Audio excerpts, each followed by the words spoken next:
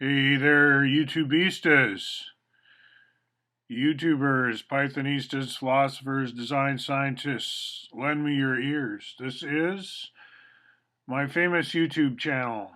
And I wanted to, because it's Halloween 2019 today, kind of do one of those welcome to newcomer kind of videos. If you've never been to one of my videos, they all look kind of like this. My hair will be in various states of dishevelment. Sometimes I'm wearing a Stetson hat or some other hat, who knows. I think that up to date by now, that's about it. But I have two Stetson hats. One's a little more ceremonial. And to make a long story short, about November 2018, I got enlightened as to how to go forward with my 4D Solutions company, and that was to produce more videos on YouTube. Low cost, low overhead. I'm not monetizing them. You can watch them without commercials. And I'm going to champion certain topics. And Coffee Shops Network here, full playlist. So let's look at one of my playlists while I'm gabbing away here. The Coffee Shops Network has very few in it at the moment, just these four, and it's really just a sampling. And then there's a whole blog that goes with this as well. And this is a charitable giving network where you get to be the giver, but there's a sort of almost an arcade game or games of skill attitude in that your donors match you or your fans match you, whatever. You get to give more money in proportion to your skill in some of these games or luck or whatever. In other words, the games make a difference. And there's a business model where, like, imagine a coffee shop, just an ordinary coffee shop, and you buy a baked good that somehow that purchase entitles you to sort of entry level on a game, which you can then play for free and probably get some money for somebody somewhere. So when you win the game, then you get to allocate the funds, and that's a whole game in itself, because coffee shops won't just fund anybody. And in fact, one person's charitable group is another person's, like, even if it's just ideological, they consider it terrifying, that ideology, and that you would support it scares them. So they have all kinds of bad names for the charities you support, right? So it gets contentious right away, which is why I'm not surprised that Coffee Shops Network just lives on as a metaphor for life in general, because we're all playing games and supporting various causes and charities. I mean, it's what we do anyway, the game of life, right? But I'd like to make it something more like an actual place to go. And I've had a lot of thoughts about that over the years. These are things that I occupy my own thinking with, right? And so, Martian math, there's a lot there. And this is a rebranding of the Buckminster Fuller Greetings math. again on November 18th, 2018. This is part two of what I started this morning. So you get the idea. I'm talking about, once again, Synergetics, which is Fuller's two volumes it turned out to be, of sort of, I would say, a philosophy with some pretty hardcore math components to it.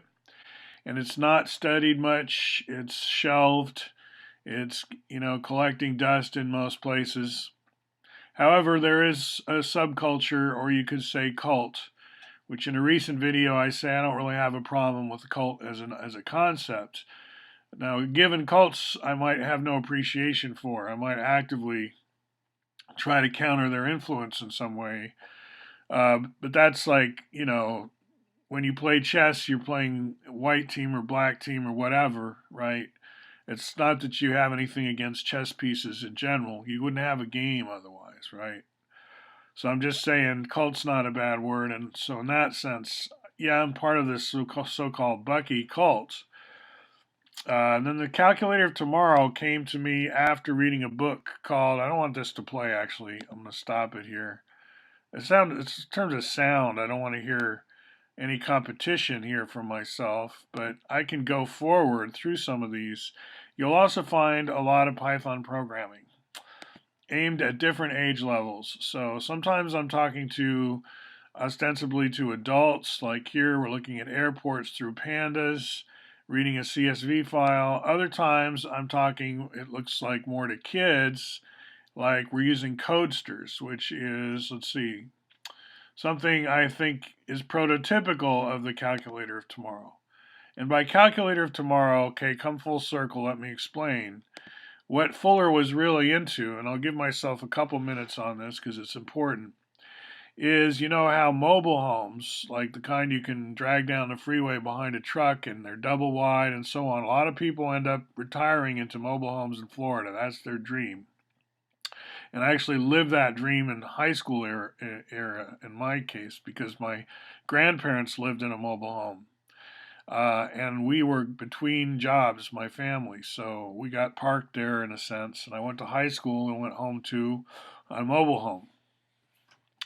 Anyway, that's not an atypical experience, but what other kind of housing could we have? There's, of course, apartment buildings and skyscrapers and mixed use of those and so forth. But then there's also single family dwellings that they're small and spread out. And we've got yurts and tents in kind of the mass produced sector. And those you can replicate. There's more than that. There's the new little small houses, they call them, which are nothing aerospace, no hint of like Lockheed or something. And then there's the Airstream trailer, which is starting to get more aerospacey. These are all mass produced, you could say, in Fuller. Buckminster Fuller was trying to get into that space, right? With his, not at first geodesic dome, but something more like a yurt. It hung from a pole. And he wanted these to be made by industry in vast numbers. And by that means free people from the whole mortgage system. You could just buy your thing outright or whatever. And then the financing would change a lot. The affordability of housing would change a lot. In fact, automation would kick in to a higher degree and people would become more full-time scholars in some kind of global university. He called that education automation. We'd all be students in a global university and our lifestyle just wouldn't be that horrible just at the baseline. And we could study a lot. We could catch up on the world and improve ourselves that way. And I've taken those ideas forward. Of course, if you followed about my Truckers for Peace, how I've got the study carrel equals, in many cases, a trucker's cab or something like that, right? It's like what a personal workspace looks like to you might be the cockpit of an airplane. Who knows, right? But okay, and then Asylum City, I'll just wind this up. What my goal is to keep Fuller's ideas about mass produced housing alive by fending off sort of the attacking army that wants to bury Fuller in his memory very completely by just writing him off as a goofball. Eccentric, kind of a nutcase, quirky, blah, blah, blah. And to some extent, why not? I mean, we don't want to make him a menacing figure in history. We don't want to make him a scary character. So kind of funny, and he did have a sense of humor, actually. He cracked a lot of jokes, in fact. So I'm all for that, but not at the cost of writing off all his ideas. So what I do is rescue a lot of synergetics. I don't say all of it, and I get help from a lot of people, but not a huge number. So at this point, and it's kind of like on my free time and this kind of stuff. So I try to keep the critics at bay at least a little bit. The ones who would move in and just smear Bucky and end his influence. I don't think they've won their battle, but certainly it's been going on. And so this is one of those channels where I give myself the ability to fight back, you could say. And I have a lot of Python that deals specifically with synergetics.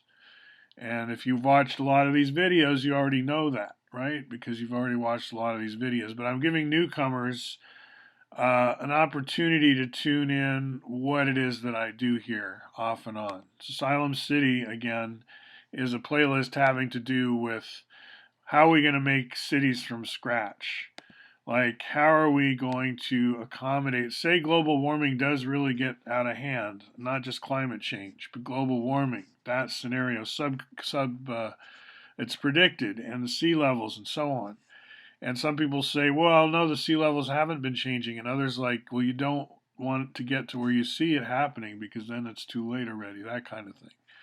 What level of panic and all that should we, this is a big, big debate. I'm not going to wade into it with a minute or two left here. I'm just going to say, in all this discussion, that we already have refugee crisis regardless of that kind of climate change. We already have the need for more housing than we can easily provide at architect rates, right? Because architecture, he was a critic of that profession as time went on. It's like, why don't we look at really solving the problems and not just, looking for a rich patron so that we can both get our name in history somehow, more of a one-off ego-based approach, which is what architecture is. People want to distinguish themselves with their one special house by so and so and their lineage to other architects. And it's this very pedigreed kind of thing. And it's like we don't treat cars quite that way. We have a lot of examples in our economy of things that we like computers. Let's like move into our computers. And I know that sounds horrible. That sounds like frying yourself in a Wi-Fi device. And I don't have to mean it that way. But let's move into something sturdy and replicable and lightweight, right? That was his other thing. Fuller always focused on the weight of his structures and buildings, whereas that's how an aircraft designer would think, but not how an architect would think. So, in the one place where he had a lot of notoriety and awards, namely in architecture, Fuller was in architecture a lot, he won a lot of enemies in there because he was always critiquing the profession and saying you don't care how much things weigh, you don't pay any attention to this and that. And so, a lot of architects were glad to see him go, even though he'd won a bunch of awards and so on. So that, I hope, further explains in being a comprehensivist, as he called himself, he sort of gathered his own following because no one else could really do what he did or wanted to even try. So that he kind of created a nomadic sort of subculture, as I've called it, that doesn't have a strong academic home. And I've been hoping to anchor it more in the philosophy department. And if you go back through all these YouTubes again, you'll find how I accomplished that. Bring it into the philosophy department. Now, the School of Tomorrow, as I was saying, where that fits in is there's a little known but well made movie called The House of Tomorrow.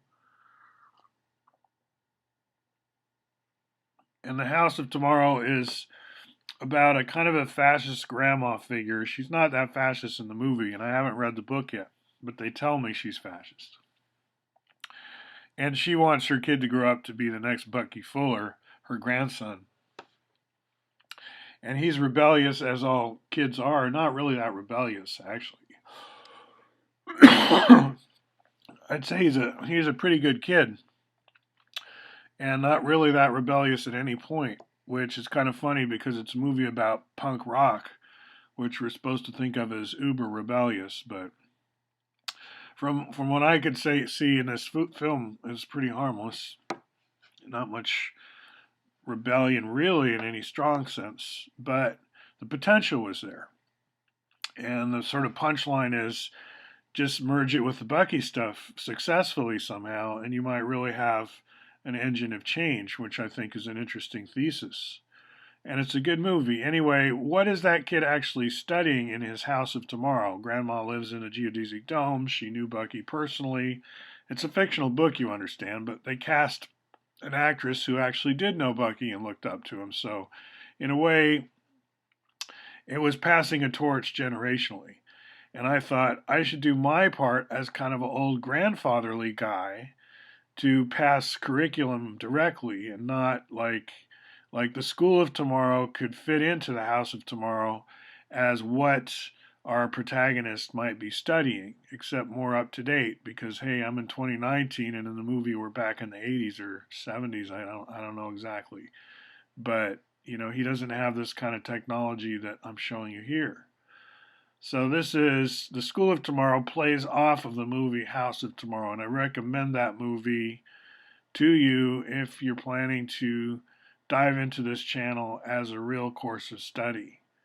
There's a lot more here than that I haven't talked about that I cover. I dive into a few of the conspiracy theories, including 9/11, JFK, some of that. Typical for a YouTube channel. I blend right in here. So I look forward to having you join and see what the fun's about. Quakerism's in here too. All right, talk to you later.